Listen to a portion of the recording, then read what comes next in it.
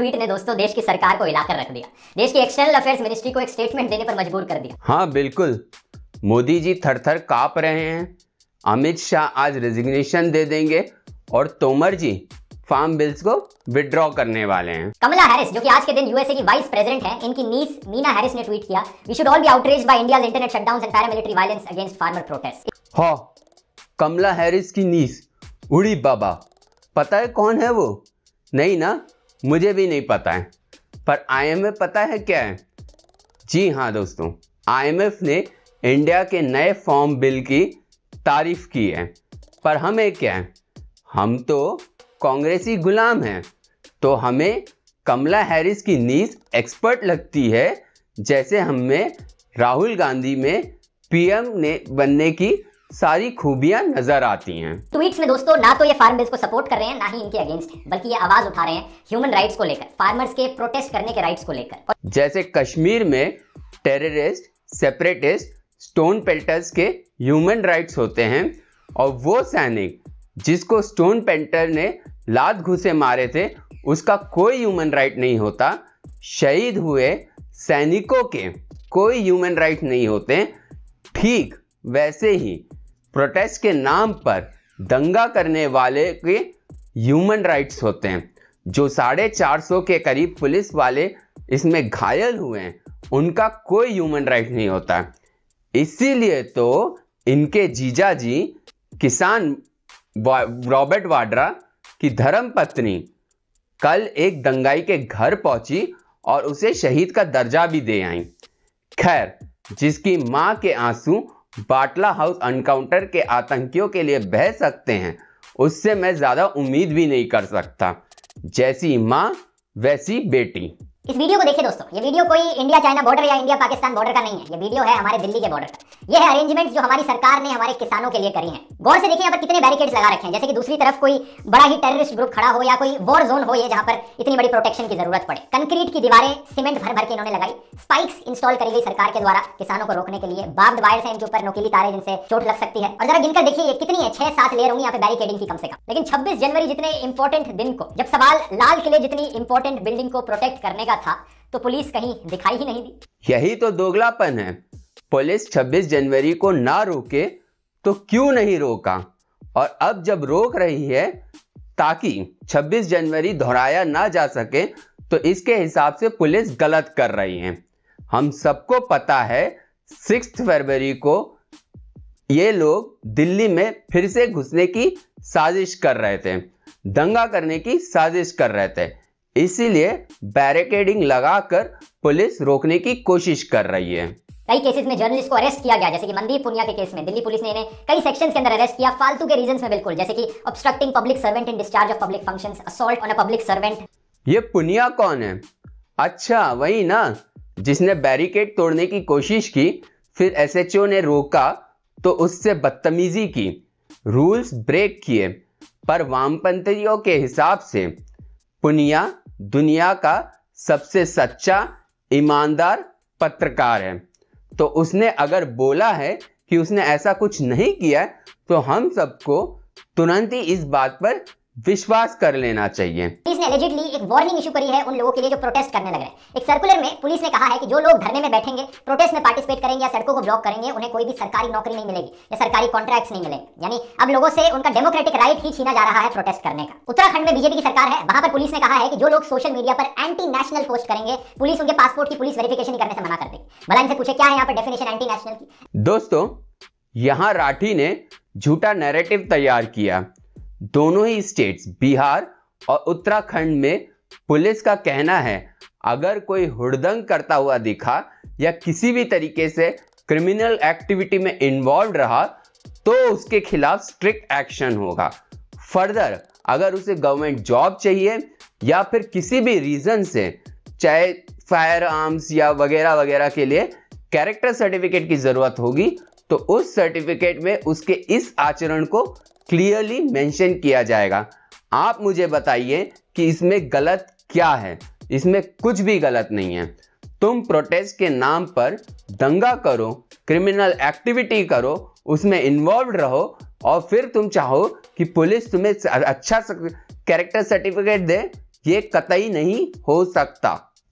कंगना रनौत ने अब तो ओपनली ट्वीट करके कह दिया है कि प्रोटेस्ट करने वाले किसान नहीं है बल्कि टेररिस्ट। जिन्होंने लाल किला पे दंगा किया या जिन्होंने ये पूरा प्लान बनाया वो तेरे लिए देशभक्त होंगे, हमारे लिए टेररिस्ट हैं, एंटी नेशनल हैं। सरकार जिन ट्विटर अकाउंट्स को बैन करवाना चाहती है वो एक्चुअली में one of the most famous Twitter accounts हैं जो प्रोटेस्ट करने वाले किसानों के फेवर में बात करने लग रहे हैं, इंक्लूडिंग किसान एकता मोर्चा जो सबसे बड़ा अकाउंट है प्रोटेस्ट करने वाले किसानों का। तो सरकार ने ट्विटर को लीगल रिक्वेस्ट भेजी, ट्विटर ने कुछ घंटे के लिए इन सारे अकाउंट्स को बैन तक कर दिया था। हालांकि उसके बाद लोगों ने अपनी आवाज उठाई तो ट्विटर ने वापस इन अकाउंट्स को पब्लिकली ओपन किया। फिर झूठा नैरेटिव, ये सो कॉल्ड फेमस वो लोग थे जिन्होंने hashtag Modi planning farmers trend किया था। This could lead to riots. सोचिए दोस्तों, अगर ऐसे ट्रेंड्स और सोशल मीडिया पर इस तरह के झूठे प्रोपेगेंडा चलाए जाते हैं तो देश में दंगा हो सकता है, जिसके बाद यही लोग बोलते सरकार ने सोशल मीडिया पोस्ट पर कार्रवाई क्यों नहीं की, और अब रो रहे हैं देखो ट्विटर हैंडल्स को ब्लॉक कर दिया गया है। ये कार्रवाई as per section 69A IT act के तहत लिया गया था। तो बेसिकली ध्रुव राठी के हिसाब से अब कोई कानूनी कार्रवाई नहीं होनी चाहिए, क्योंकि इनका प्रोपेगेंडा फेल हो जाता है अगर दंगे भड़काने वाले ट्विटर अकाउंट्स को ब्लॉक कर दिया जाता है। तो बॉर्डर के पास वाले गांव हैं, वहां से कुछ किसान आ गए प्रोटेस्ट करने के लिए, तो मोदी मीडिया जबरदस्ती हाईलाइट करने में लगा था, देखो पाकिस्तान के बॉर्डर पर हाईलाइट करो, पाकिस्तान के बॉर्डर पर से किसान आ रहे हैं प्रोटेस्ट करने के लिए, कि मतलब किसी तरह से इसे एंटी नेशनल दिखा दो, वही चीजें, यही कोशिश लगी हुई है इनकी। ये कुछ पागल वागल है क्या? जो इमेज दिखा रहा है उसमें क्लियरली मेंशन्ड है कि पंजाब के सीएम ने कहा पाकिस्तानी और खालिस्तानी इन्फ्लेटेड कर रहे हैं इस प्रोटेस्ट में। तो ये मीडिया ने सिर्फ पंजाब के सीएम को कोट किया है, मीडिया ने अपने हिसाब से कोई हेडलाइन नहीं चलाई है। जी न्यूज ने रियाना से 4 सवाल पूछे। लाल किला पता है, सिंघू बॉर्डर देखा है आज तक। जहां बाकी देशों के मीडिया उनकी सरकारों से सवाल पूछते हैं, हमारे देश का मीडिया ऑपोजिशन वाले लोगों से सवाल पूछता है, और जो लोग अपनी आवाज उठाते हैं उनसे सवाल पूछता है।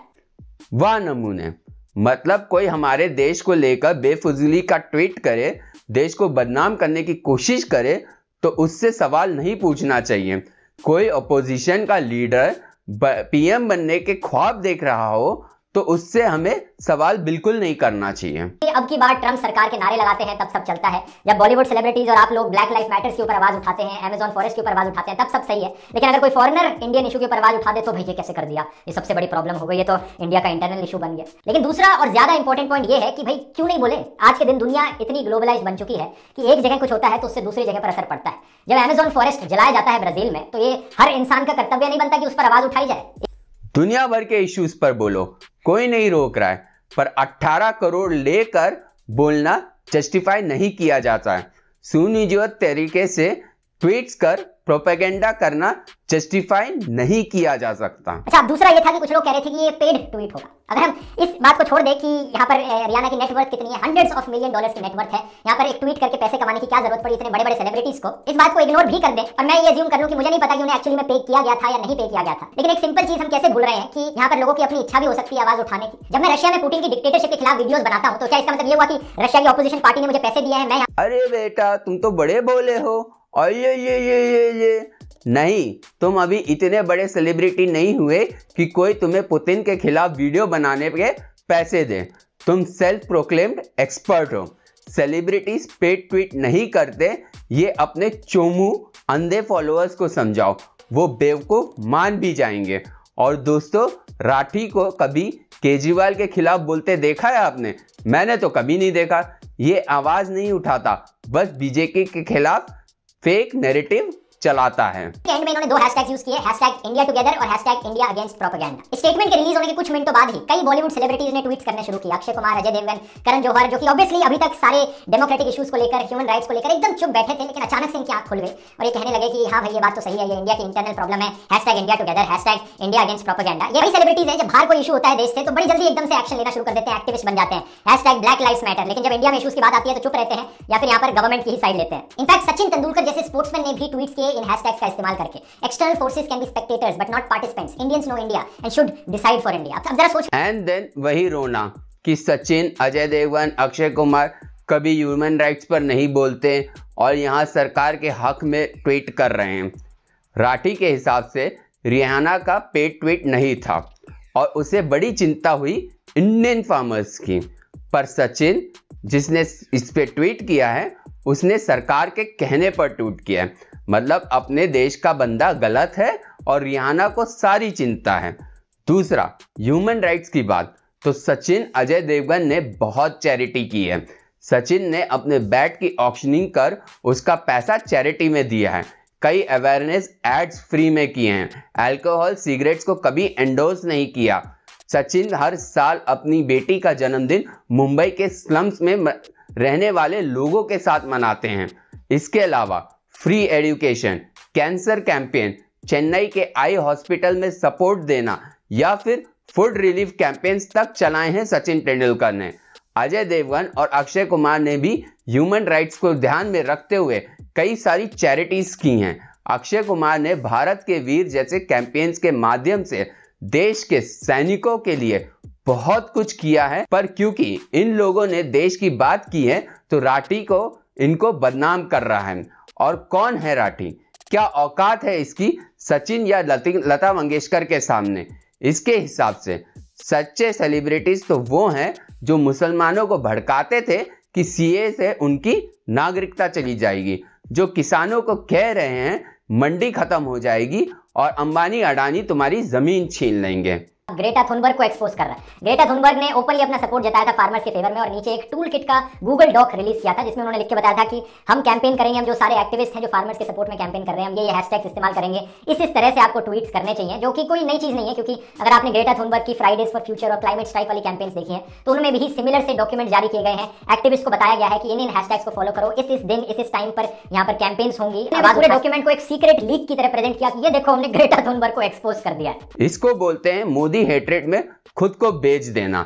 जस्टिफिकेशन देखिए, मतलब एक टूल किट जिसमें लिखा है कैसे एक एक कर इंडिया में अराजकता फैलाने की कोशिश की जाएगी, मोदी जी को टारगेट किया जाएगा, अंबानी अडानी जी को, इंडिया के सबसे बड़े इंडस्ट्रीज जो हैं उन्हें टारगेट किया जाएगा।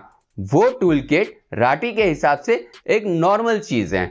अगर ग्रेटा ने गलत ट्वीट नहीं किया था तो उसने डिलीट क्यों कर दिया?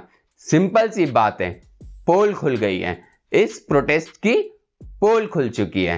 खैर दोस्तों, राठी के इस वीडियो में दिए गए जस्टिफिकेशन से मुझे कोई हैरानी नहीं हुई, क्योंकि जो इंडियन गवर्नमेंट खासकर मोदी जी के खिलाफ बोलेगा वो राठी के हिसाब से सबसे ईमानदार बंदा बन जाता है। और इस तरह के प्रोपेगेंडा ट्वीट तो राठी खुद भी करता रहा है। तो चोर चोर मौसरे भाई वाली कहावत यहां पर सटीक बैठती है। 2019 लोकसभा इलेक्शन से पहले राठी ने यह व्हाट्सएप मैसेज ड्राफ्ट किया था। इसमें 90% बातें मैनिपुलेटिव थी और इस मैसेज को अपने स्क्वाड से फैलाने को भी कहा था। राठी को फेसबुक ने हिटलर पर लिखे गए एक पोस्ट के लिए बैन किया था। राठी ने इस बात को अपने मैसेज में कबूला भी था, जो कि आप इस मैसेज में देख सकते हैं। पर फिर इसने ट्वीट कर झूठ फैलाया कि मोदी सरकार ने इसको फेसबुक पर बैन कर दिया है, मोदी सरकार इससे डर गई है। इस तरीके का झूठ इसने फैलाया था। राठी जैसे लोगों के लिए विदेशियों की टट्टी भी सुगंधित होती है। ये इस कुड़न में जी रहे हैं कि प्रोपेगेंडा करने के बाद भी देश में बीजेपी एक के बाद एक इलेक्शन जीतती चली आ रही है, तो ये और फेक नैरेटिव बनाते हैं। गया वो समय जब वही विदेशी इंडिया के गलत को गलत कहता था और हम इंडियन जाने दे यार वाले एटीट्यूड के चलते रिस्पॉन्ड नहीं करते थे। अब इंडियंस जवाब देना जानते हैं। धन्यवाद दोस्तों। जय हिंद, जय भारत।